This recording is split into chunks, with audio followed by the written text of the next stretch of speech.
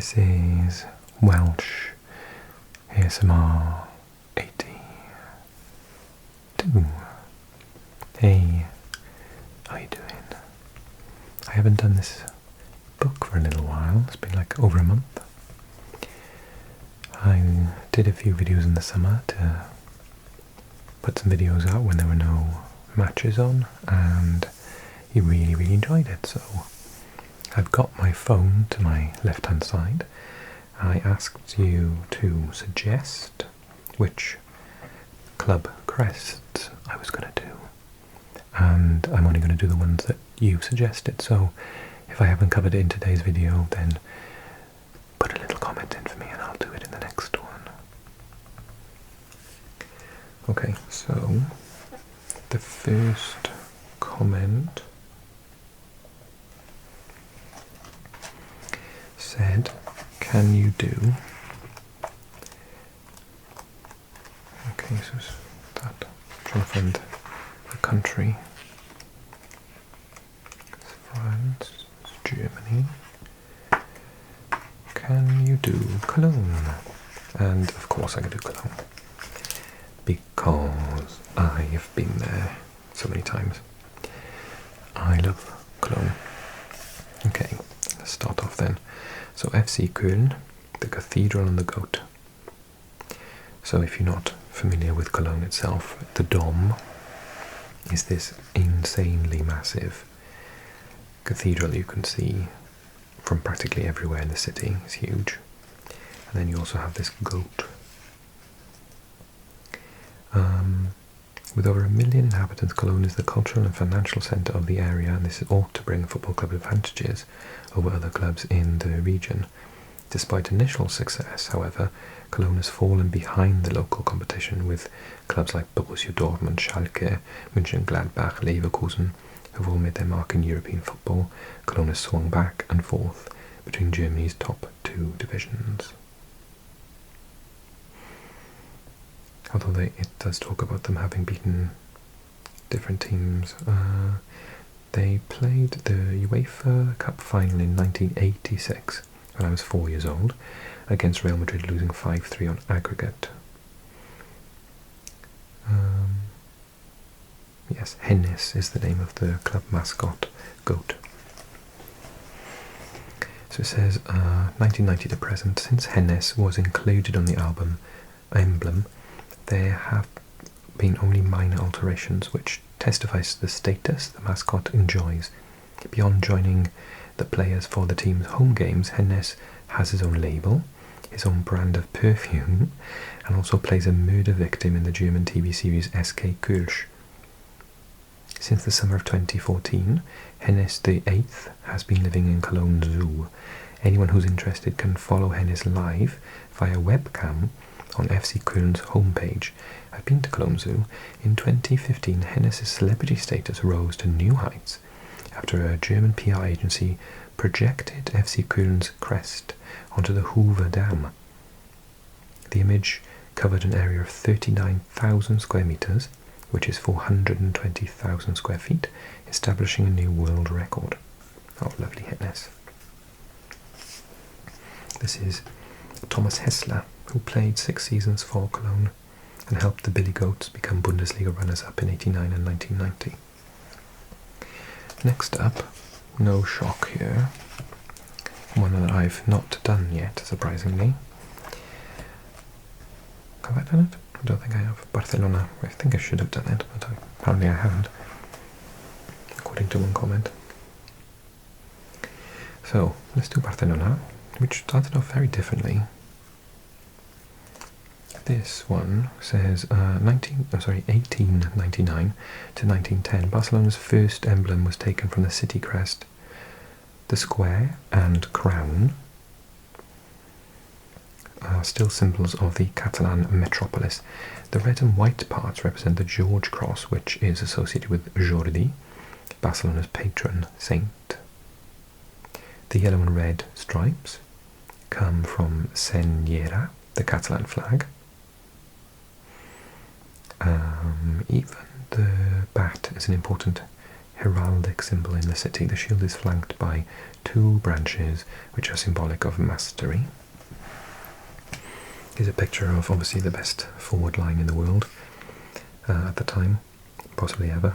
The rock court of global superstars and millions of supporters. So obviously we have Luis Suarez, Neymar, and this guy, I don't know if you've ever seen him before, he's called Lionel Messi. Never really made it, unfortunately, so yeah, shame.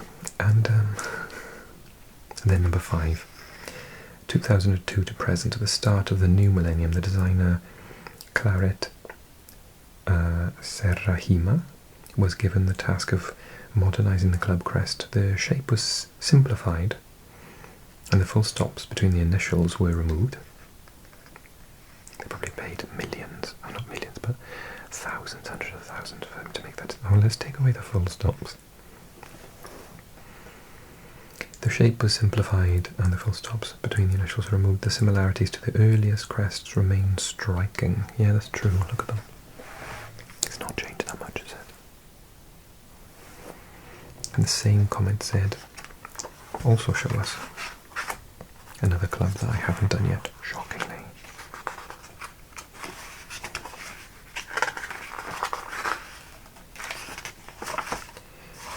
Maybe I have done this one. I feel like I have. Real Madrid. Oh, if I haven't, I'm doing it again. If I have. Okay, so the earlier one was like Club de Football Madrid. So 1902 to 1908. On the 6th of March 1902, 3 years after Barcelona, incidentally, a group of supporters founded Madrid Foot-Ball Club. The first crest was a mix of the club's 3 initials, M, C and F, in navy blue.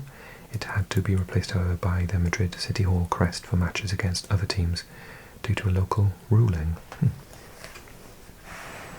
And then we have this very famous one here, 2002 till the present. The more stylized current crest has a narrower blue stripe. Is that blue? It looks purple to me. The letters are wider and have a navy blue border. Oh yeah, I can see blue there, navy blue. Maybe it's the lighting. With a bigger M. The emblem is used as a logo to promote Real Madrid, promote the Real Madrid brand around the world, because of course, if you go to the stadium like I have, Real Madrid is the basketball team, it's the football team, it's the futsal team, all of it. Sorry, my radar has spotted Gareth Bale mentioned. So it says La Décima, the 10th, coming in 2014 in a victory orchestrated by Cristiano Ronaldo and Gareth Bale. La Décima was just the beginning of a new era for the club, which saw Real win the Champions League 4 times in 5 years. Crazy to think that they won 2018 in Kiev. With what's happening there now. Right. A crying face saying, still no Ajax. Okay then, we'll do Ajax.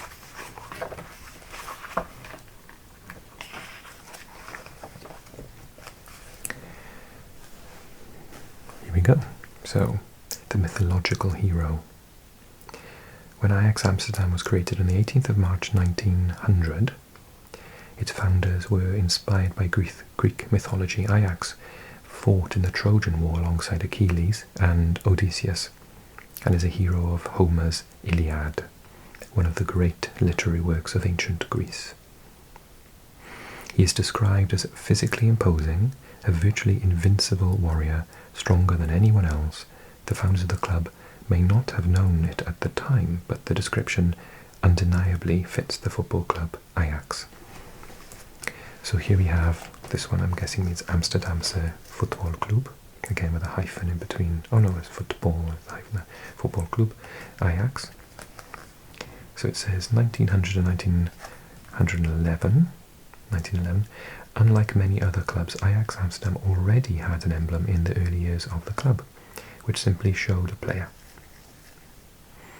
The club's colours, red, white and black, are taken from the Amsterdam flag, a flag that the Ajax captain traditionally wears as the captain's armband. And then on to the very famous, more modern one. This is a picture of Marco van Basten, of course, in 1985. The design came about of this shirt came about as a result of a kit clash with Sparta Rotterdam. 1990 to the present, after 62 years, the club crest was modernised. The earlier one had proved difficult to exploit commercially. The portrait of Ajax was simplified and made more abstract. I've often wondered what the person is supposed to be. The gold stars represent Ajax 10s of Dutch Eredivisie league titles, so 30. Okay, next one. Please could you do Brighton and Hove Albion? If they are here, of course I can. Blackburn, Brighton and Hove Albion. The Seagulls, founded in 1901, joining the Southern League. In fact, it took all of 78 years for Brighton to reach the top division. They were finally promoted to the first division in the 1979-80 season. This stay was brief, and after 4 seasons in the top flight, they were relegated in the same year that they reached their one and only FA Cup final against Man United. Brighton finally returned to the top flight in 2017 and have looked brilliant ever since. This was their first one. So between 1946 and 1974, in the middle of the 20th century, the first club crest was introduced, and it portrayed the Twin Cities coat of arms. Brighton's to the left and Hove's to the right. This badge was first worn on the shirts in 1948 and remained until 1974. And then this one, number 6, 2011 to present. In 2009, the professional poker player Tony Bloom bought a majority stake in the club and secured the funding for the construction of the new stadium. At the same time, a new, more up-to-date badge was introduced in 2011 to coincide with the inauguration of the new stadium and the club's return to the Championship. Note that the direction of the bird's flight was modified from flying left to flying right. Interesting. Another one saying do Barcelona, I've done it. West Ham, please. Seems you said it so nicely, of course I will.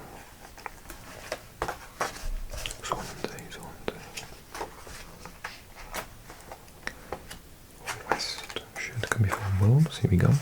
Hammers and heritage for more than 100 years. West Ham United has been represented by 2 riveting hammers, which is not strange considering the history of the club and the area. West Ham originally founded in 1895 as Thames Ironworks, as a football club for the area's iron and dock workers and those in the heavy industry associated with shipbuilding.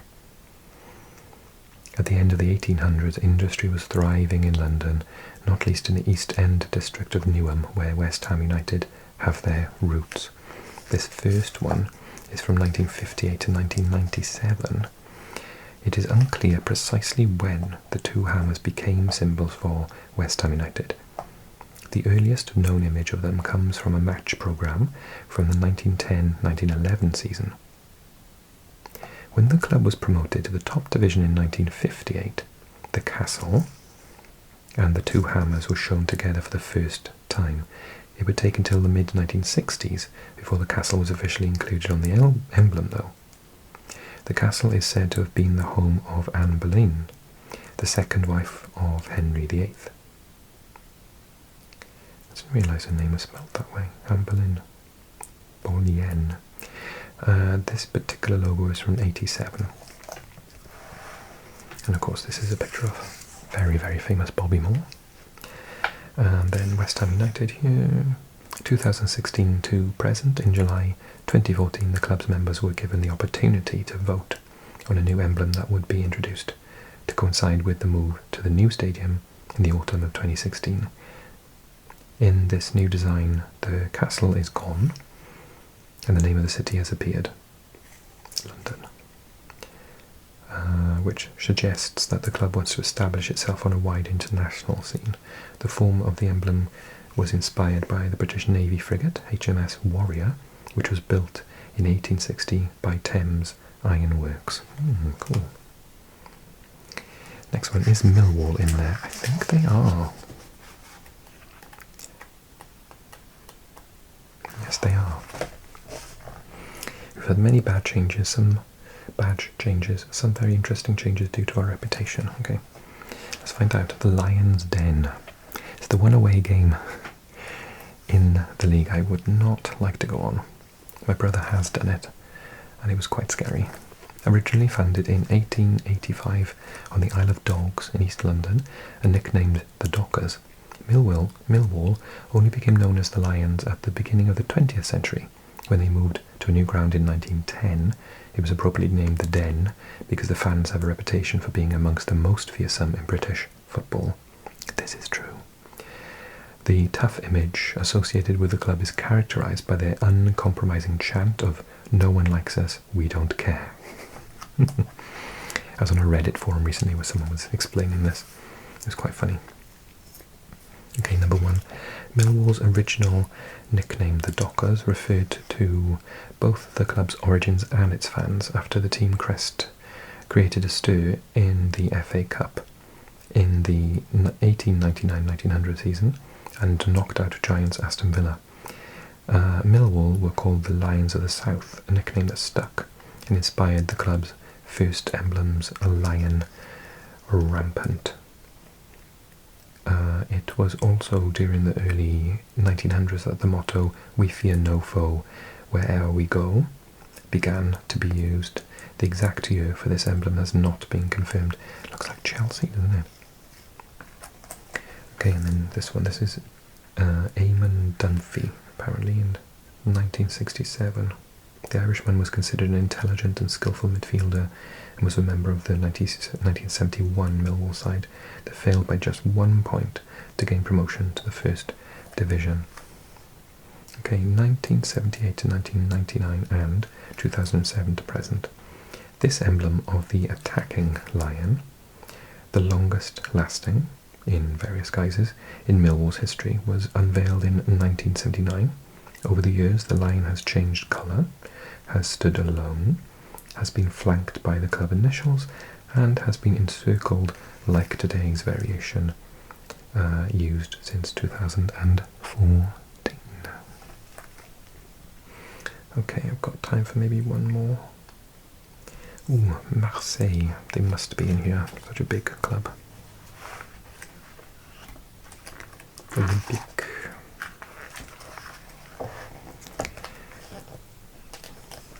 Allez l'OM, allez les Bleus. A club that has left their mark. The southern French port of Marseille is a melting pot where fishermen, immigrants and refugees come together. A meeting place that is as beautiful as it is rough, but is also a Mediterranean metropolis where OM, Olympique de Marseille, rule. Their first badge look was red, which I find bizarre. 1899, Olympique de Marseille was established at the end of the 19th century by René Dufour de Montmirail as a club for fencing, billiards and rugby. The name Olympique was chosen to honour the town's history. The city of Marseille was founded by the Greeks around 600 BC. The emblem was taken from Montmirail's own seal. Actually, I think I mispronounced it. It's an I-L, but it's dark in this room. Montmirail, I think. The emblem was taken from Montmirail's own seal, hence the letters D and M. Oh, okay, D and M.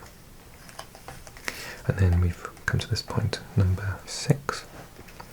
2004 to present, since 1993, and apart from today's crest, which was introduced in 2004, 5 different emblems have been used. Now, for the first time, the motto appears below the club's initials, so OM. The motto appears below the club, and the letters are no longer intertwined. the star was introduced in the 90s and celebrates the Champions League title. I want to see Trois Buts. Where's that? Oh, okay. So this one. In order to reflect the club's initials and not the founders, the motto Droit au but means straight on goal and is taken from rugby.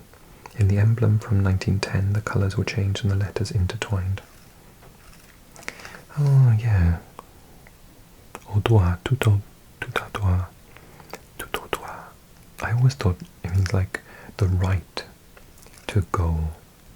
As in, like, I have the right to score. I don't know. I never thought of it as like straight, direct. Trois buts. And yes, but in. Do you say that in French for a try? Or but? That's just a goal, I think, isn't it? Okay. That's all for today. Keep your comments coming, and I will do another edition next month. I hope you enjoyed the video. If you did, then do me a massive favour, guys, and click like, because this will help to grow the channel and all that stuff. And then leave a comment with which clubs you want me to do. We've done quite a lot now, so check out the ones that we have done already. I've got a couple of American ones in here that we haven't done yet. Some other European ones that we haven't done yet. So let me know, and yeah, I hope you enjoyed it. Click subscribe.